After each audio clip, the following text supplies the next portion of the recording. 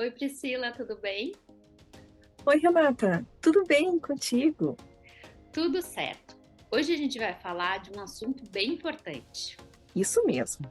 Hoje vamos falar sobre desengajamento moral. Vocês já ouviram falar sobre isso? Ainda não? Então vamos lá. Você costuma dar desculpas quando comete uma infração de trânsito? Você já deu algumas desculpas ou já ouviu algum conhecido falando assim: Ah, eu fiquei aqui apenas 5 minutinhos, não vai me multar por isso, vai? Ou então, se todo mundo faz, por que eu não posso fazer também? Ou ainda, a culpa é do governo, é da indústria da multa. Ou então, vocês deviam estar correndo atrás de bandidos ao invés de ficarem multando pessoas de bem como eu. Você já parou para pensar por que as pessoas fazem isso?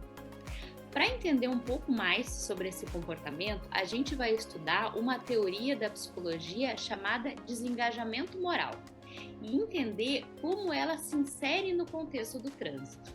Você já tinha ouvido falar desse termo antes? Desengajamento? O que isso quer dizer?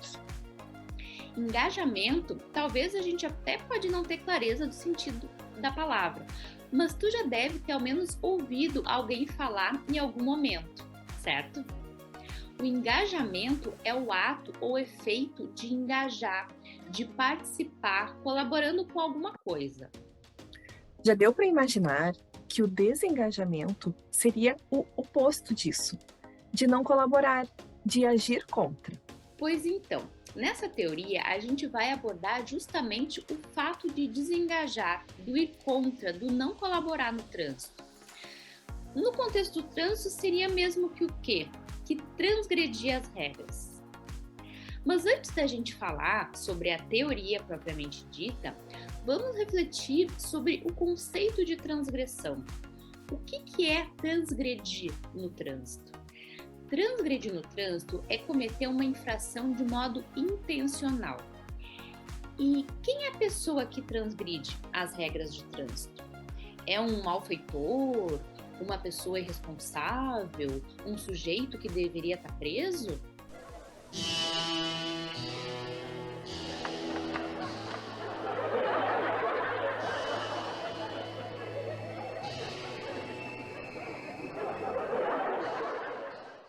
Pense, reflita. Quem comete as infrações todos os dias no trânsito? Isso mesmo, Priscila. Todos nós somos transgressores no trânsito. Umas pessoas realmente transgridem mais, outras transgridem bem menos, outras ainda quase nunca transgridem. Mas não somos seres humanos perfeitos. Cometemos sim transgressões do trânsito, seja como motoristas, passageiros, ciclistas, pedestres. A questão é o que a gente aprende com as nossas transgressões e o quanto a gente se esforça para não repetir elas. Veja bem, não queremos com isso minimizar o ato transgressor, nem dizer que a sua ocorrência é banal. Longe disso. Queremos, contudo, trazer o debate e demonstrar que o outro, que muitas vezes culpamos no trânsito, pode ser nós mesmos. Quando dizemos, Eu dirijo bem, eu tenho que cuidar é dos outros. Quem já não ouviu isso? pois bem, se todos utilizamos o mesmo argumento, então, por conclusão, o outro do outro será nós mesmos. Vejamos as principais transgressões cometidas no trânsito.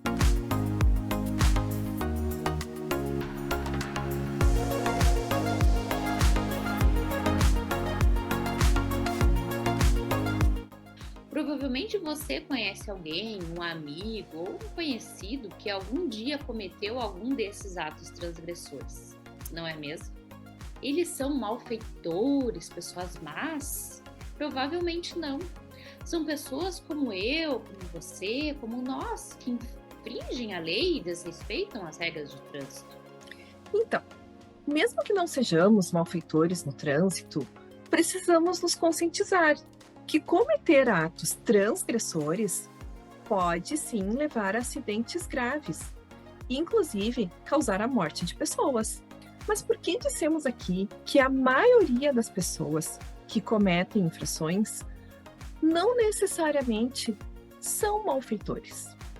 A gente diz isso pois essas pessoas podem possuir padrões morais éticos e mesmo assim cometerem atos transgressores. Vamos ver um exemplo para tentar ilustrar o que a gente está querendo dizer. Uma pessoa X concorda que, além de ser uma infração de trânsito, parar em fila dupla para pegar o filho na saída da escola não é um comportamento correto. Inclusive, ela acha um absurdo quando percebe outros pais fazendo isso. Mas daí teve um dia que estava chovendo muito, que essa pessoa já estava atrasada, o filho estava com a mochila pesada e ela achou que não seria tão grave naquele momento parar em fila dupla. E aí ela parou. Mas então, o que acontece? Por que ela desconectou dos seus próprios padrões morais, do que ela mesma acredita e cometeu essa transgressão? Bingo! Esse é o desengajamento moral. No desengajamento moral, a pessoa desprende, desliga, ela desengaja dos seus próprios padrões morais para cometer atos transgressores ou antissociais. Mas por que a pessoa faz isso? Ela faz isso porque dessa forma ela se sente menos culpada pelo seu ato transgressor ou até nem se sente culpada. As pessoas sabem que têm comportamentos inadequados no trânsito. Entretanto, elas inventam para os outros, até mesmo para si próprios, justificativas que inconscientemente as suas próprias violações se tornam mais aceitáveis. Assim, fica mais fácil compreender o porquê de um indivíduo que, por exemplo, cuida com zelo dos seus filhos em casa, está sempre prestando atenção em tudo, comete um ato imprudente de não colocar o cinto de segurança nesse mesmo filho, ao transitar com a família. Esse indivíduo é uma pessoa má? É um malfeitor? É uma pessoa que não tem amor pelos seus filhos? Provavelmente não. Esse indivíduo apenas desativou os padrões morais que regulam os comportamentos adequados. Ou seja, ela não acionou a chave que conecta seus atos morais com o que ela mesma acredita. Isso acontece devido ao mecanismo de desengajamento moral. Olha que interessante, as justificativas mais frequentes que aparecem por parte dos condutores e uma pesquisa que foi realizada com policiais que atuam em infrações de trânsito. Ai, mas eu fiquei só 5 minutinhos. O senhor deveria estar correndo atrás de bandido, ao invés de ficar multando pessoas trabalhadoras que nem eu. A culpa é do governo, que não faz estacionamento para a gente minimamente poder parar. Você sabe com quem você está falando? Agora que você já compreende um pouco melhor sobre o porquê das pessoas terem esse tipo de comportamento, você deve estar se perguntando, tá, mas o que eu posso fazer quando uma pessoa vem com um argumento desse para mim?